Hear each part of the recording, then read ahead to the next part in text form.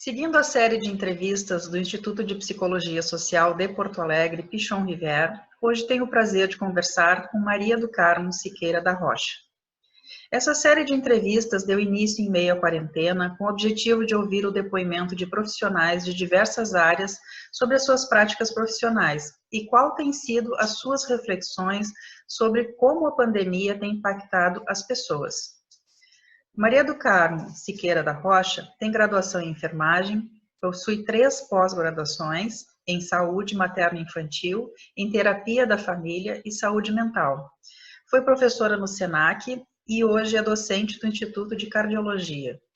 Trabalhou também no Hospital de Clínicas de Porto Alegre e no Hospital da Brigada Militar e na emergência em saúde mental do posto de saúde do IAPI.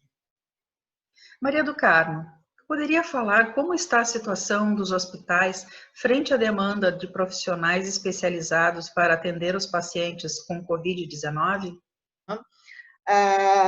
Na verdade, assim, o pessoal de enfermagem, não só os enfermeiros, mas os técnicos de enfermagem também, eles estão em contato muito direto com o paciente, né?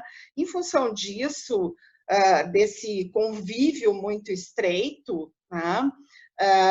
São as pessoas que mais correm o risco de serem infectados, né? Os momentos mais, assim, temíveis são exatamente esses momentos em que tu tem que fazer, por exemplo, a troca do paciente, a higiene do paciente, a mudança de posição do paciente, porque são esses momentos em que tu vai tocar nesse paciente, né? Tu vai entrar em um contato mais corpo a corpo com ele, e isso realmente te coloca numa posição de mais vulnerabilidade em relação ao contágio. Né? Para o caso dos médicos, por exemplo, o momento em que os médicos mais sofrem a possibilidade de contágio é aquele momento em que é, por exemplo, realizada uma intubação, né? Que é o momento em que tu coloca um tubo endotraqueal, né, no paciente, em função de instalar um ventilador mecânico, né? Um paciente, obviamente, um paciente com um problema respiratório grave, né? Com insuficiência respiratória. Então, esses momentos são os momentos para os profissionais em que eles estão mais expostos ao, né, ao contágio. Ao pessoal da fisioterapia, quando realiza, né, exercícios respiratórios com o paciente, ele está mais suscetível a ser contaminado, né? Mas nós, da área da enfermagem, nós estamos praticamente o tempo todo, e quem passa 24 horas com o paciente são os enfermeiros e os técnicos de enfermagem. Então, são as pessoas, e realmente a gente vê na mídia, né, são as pessoas que estão se contaminando muito mais do que qualquer outros profissionais, né? Assim, só para contextualizar um pouco, né, a respeito de pandemias, a pandemia é, na realidade, não sei se as pessoas conseguem entender isso, é um surto da doença, né, que provoca uma contaminação muito maior de pessoas, né, e que se espalha por vários países. Seria uma epidemia se fosse só no nosso país, mas como aconteceu em vários países, começou na China, depois foi para a Itália, depois foi para a França, a Europa de um modo geral, e depois para os Estados Unidos e para cá, então isso é considerado uma pandemia, né? Já houveram várias pandemias, né, anteriores, algumas delas muito graves, algumas delas, né, provocando mortes, né, em grande quantidade. Em 1918, por exemplo, teve a epidemia que foi provocada por um vírus influenza, a pandemia que era chamada gripe espanhola, né, e que matou de 40 a 50 milhões, né, 50 milhões, 50 mil, né, europeus. Essa pandemia, na verdade, ela durou 4 anos, né, Então, existe também essa questão que eu acho que é importante de falar, que é a questão do começo, meio e fim das pandemias, né? A possibilidade de que essa pandemia que nós estamos vivendo, tá, ela não tenha uma finalização rápida é muito grande, né? Em função de que a gente está falando de um vírus que se espalha com uma velocidade muito grande, né? Então, assim, a velocidade de contaminação deste vírus é que é o grande problema na realidade, né? E que produz, assim, a possibilidade de que essa pandemia venha a se manter ainda alguns anos aqui, né? De 1 a 2 anos, né? A expectativa de que permaneça ainda, né, esse vírus contaminando. Tá? Obviamente, houve muitas outras pandemias, né? No início dos anos 80, nós tivemos, assim, talvez a maior pandemia que a gente tenha visto antes dessa do coronavírus, que foi a da AIDS, né? O início, né, do espalhamento da AIDS. Né? Então, de 80 até 82, 3, houve um espalhamento muito grande, uma contaminação muito grande de pessoas, e muitas pessoas também morreram em função desse primeiro contágio, né? Depois, então, houve uma cronificação e a AIDS continua fazendo vítimas, né? Mas de uma forma mais que é considerada endêmica, ou seja, né? Ela não tem mais aquela característica de espalhamento rápido e morte, né? Rápida, até porque com o tempo se descobriram maneiras de proteção e se descobriram medicamentos. Então, assim, qual é o maior problema em relação a essa pandemia que nós estamos vivendo? O conseguir realizar, né, uma vacina. Então, assim, a grande expectativa para esse momento é de que se consiga uma vacina, né, e de que se consiga fazer um hábito entre as pessoas das medidas de prevenção, de forma a que se possa colocar sob controle a pandemia. Tá? Eu acho que esses são, assim, as coisas mais... também teve em 2009 o H1N1. Tá? Aqui no Brasil, ele matou mais ou menos 620 pessoas, né? Mais ou menos por aí, não sei exatamente o número certo de óbitos, mas de qualquer maneira, essas pandemias elas acontecem eventualmente, né? E de tempos em tempos a gente tem uma grande pandemia, né, que provoca um número maior de mortos, em função de que não se tem anticorpos contra aquele vírus, né? Mas por que isso acontece? Condições climáticas, por exemplo, né? Mudanças muito grandes de clima, né? Desmatamento de regiões, e assim e aqueles vírus que existiam naquela região, em função do desmatamento, acontecem de contaminar as pessoas, né? Que tiveram contato durante esse período do desmatamento. Saneamento básico, né? Saneamento básico é fundamental, né, para evitar a proliferação de germes. Principalmente, né, a gente sabe assim, que alguns germes, eles sobrevivem na água durante muito tempo e são transmissíveis através da água, né? Então, assim, por exemplo, o vibrião colérico, que já provocou algumas epidemias e continua provocando em algumas regiões, como, por exemplo, na África, ainda costuma ser, né, uma das epidemias mais mortais, porque, na verdade, assim, quando tu faz contaminação por um vibrião colérico, tu faz grandes diarreias, né? Com uma perda de líquidos considerável, e que se essa pessoa não receber hospitalização imediata e for instalados soros, né? Essa reposição hídrica fica prejudicada e as pessoas morrem em algumas horas ou alguns dias, né? Em função da desidratação.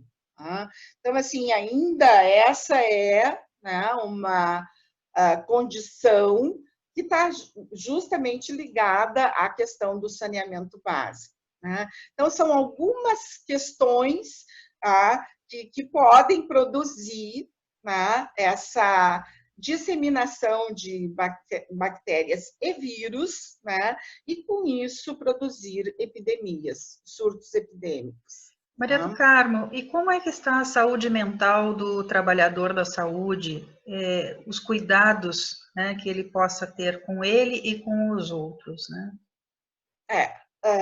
Eu acho que nesse momento fica bastante complicado, né? Porque essas pessoas estão numa situação, os profissionais de enfermagem, principalmente, estão numa situação de vulnerabilidade muito grande, um contato muito próximo com a morte de pessoas, né? De pacientes. E isso torna ele vulnerável a situações de aumento de estresse, né? De convívio muito próximo com a morte, a possibilidade de contagiar a própria família também é uma coisa que produz um medo muito grande nos profissionais de saúde. Então, é bem frequente que numa situação de pandemia, assim, é o que está acontecendo agora nesse momento, as pessoas, os profissionais de saúde, evitem de voltar para suas casas, né, com medo de contágio dos seus familiares, das suas crianças, dos seus idosos, né? Então, é muito frequente que essas pessoas se restringam a ficarem, inclusive, no hospital ou nos hotéis e lugares próximos, né, do hospital onde elas trabalham. E isso é uma das coisas que produz mais estresse ainda, né? Porque além do tempo de trabalho, né, ser aumentado neste momento, em alguns lugares, por exemplo, bem comum, está acontecendo muito em São Paulo, de aumentarem os horários de plantão dos técnicos e dos enfermeiros, em função de que para não haver o esgotamento dos recursos, como, por exemplo, o esgotamento de EPIs, né? Ao invés de tirar aquele EPI e colocar fora, né?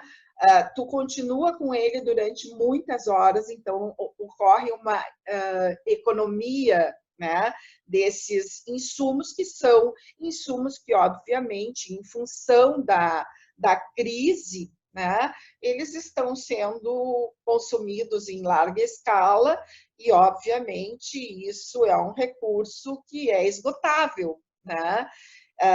E nesse momento em que todo mundo está usando, né, e literalmente todo mundo mesmo está em pandemia, então todo mundo está usando esses recursos, há uma preocupação muito grande por parte dos hospitais e dos profissionais da área para evitar desabastecimento, de fazer um uso assim adequado desses, né, desses insumos. Então, alguns hospitais optaram por realmente aumentar o plantão, né, o período de plantão de 12, 13, 14 horas, em que esse funcionário fica com os EPIs e depois, então, ele vai e descansa por, né, um período a ser combinado, obviamente. Alguns hospitais fazem 24, outros 36, né? Depende do número também de profissionais que se tem. Aqui no Sul, né, a gente sabe que nós temos 789 profissionais que estão afastados já, né, enfermeiros e técnicos que estão afastados já por apresentarem, né, já estarem contaminados pelo coronavírus, né, já apresentarem, então, a impossibilidade de continuarem trabalhando, tá? Por pelo menos esse período em que eles estiverem apresentando sintomas, ou mesmo quando não estão sintomáticos, mas eles estão possivelmente transmitindo, né, esse vírus. Então, esses pessoal foram 789 profissionais foram afastados. Isso significa um baque muito grande, obviamente, né, para os hospitais. Então, a necessidade de repor profissionais está fazendo com que se recrute muita gente, né?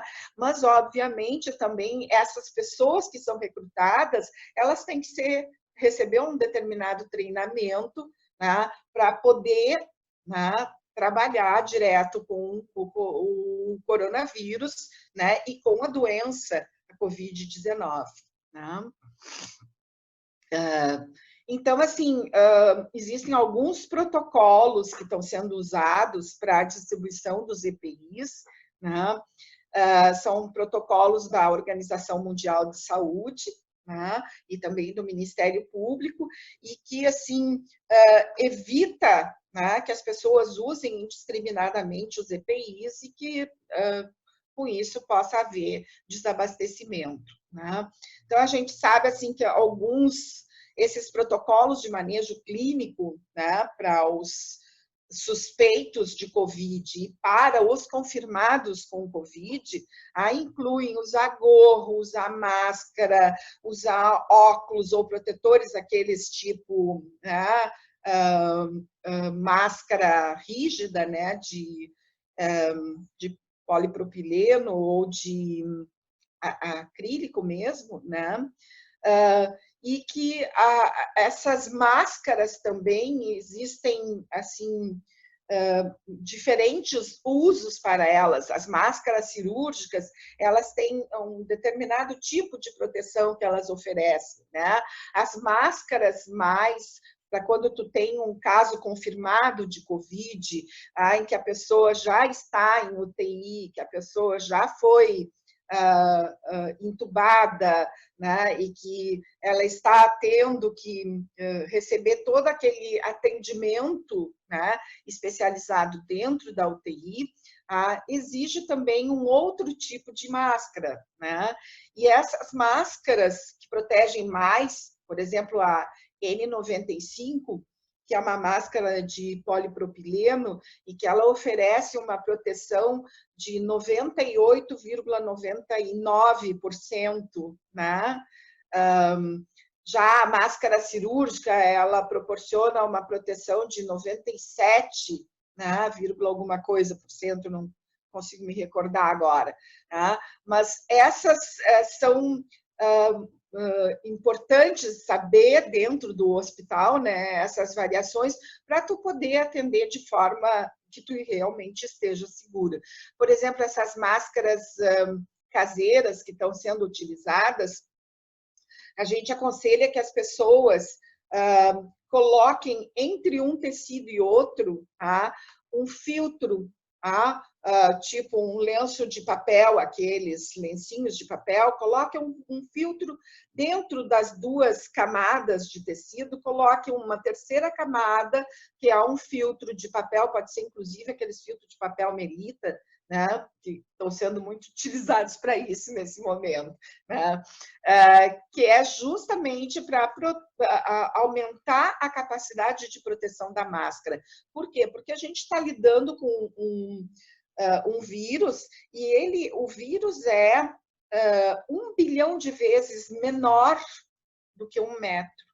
1 bilhão de vezes menor do que 1 metro. Então, assim, nós estamos falando de nanovírus, né? Umas coisinhas minúsculas. E eles podem passar através do tecido da máscara, né? Então, assim, as tramas, né, do tecido, às vezes, elas têm uma gramatura maior do que o vírus. E, portanto, quando tu fala, mesmo estando de máscara, tu vai estar, né, com a possibilidade de ele passar através dessa gramatura, né? Então, assim, tem se falado muito em desabastecimento nos hospitais, né? E acho que isso é realidade em alguns momentos, né? Porque assim, nenhum hospital tem capacidade para manter um grande estoque de materiais, né? E assim, de forma a manter isso permanente, o hospital permanentemente abastecido. Então, assim, vai haver alguns momentos em que vai haver diminuição desses materiais. E por isso é muito importante essa questão do gerenciamento, né, que se faz dos materiais para que evite chegar aquele momento em que não tem mais nada, né? E a gente sabe que os hospitais eles fazem compras através de licitação e isso sempre tem uma demora maior. Então, em função disso, os hospitais também estão continuamente buscando locais aonde comprar, né? Porque tem havido realmente problemas, né? Não só aqui, mas em todo o mundo, né? A gente vê os hospitais hospitais assim importantes, né, como na Inglaterra, por exemplo, que é primeiro mundo, né? A gente costuma dizer, nossa, lá tem tudo. Não, lá está tendo tanto desabastecimento quanto aqui. Tanto que a gente vê profissionais com plásticos, né? Fazendo botas de plástico, usando na cabeça, em função de que realmente está havendo uma demanda muito grande de material e isso tem que ser posto, né? E por isso, então, esse protocolo de manejo clínico, né, que foi estabelecido pela Organização Mundial de Saúde e também pelo Ministério da Saúde e em alguns hospitais vai haver mesmo diminuição de materiais, né? Mas se está fazendo todo um esforço, inclusive já houve movimentos tanto aqui no Sul quanto lá, por exemplo, em São Paulo e no Rio. A USP, por exemplo, está preparando, está confeccionando junto com uma comunidade de costureiras, está confeccionando máscaras para, né, uso nos hospitais também, para evitar o desabastecimento, né? Obviamente, assim, essas máscaras vão seguir né, os protocolos, né, e seguir as gramaturas necessárias, etc. e tal, né, para produzir maior proteção. Mas, de qualquer maneira, isso tudo está sendo feito, né, com uma rapidez muito grande, né, uma tentativa de evitar o desabastecimento total.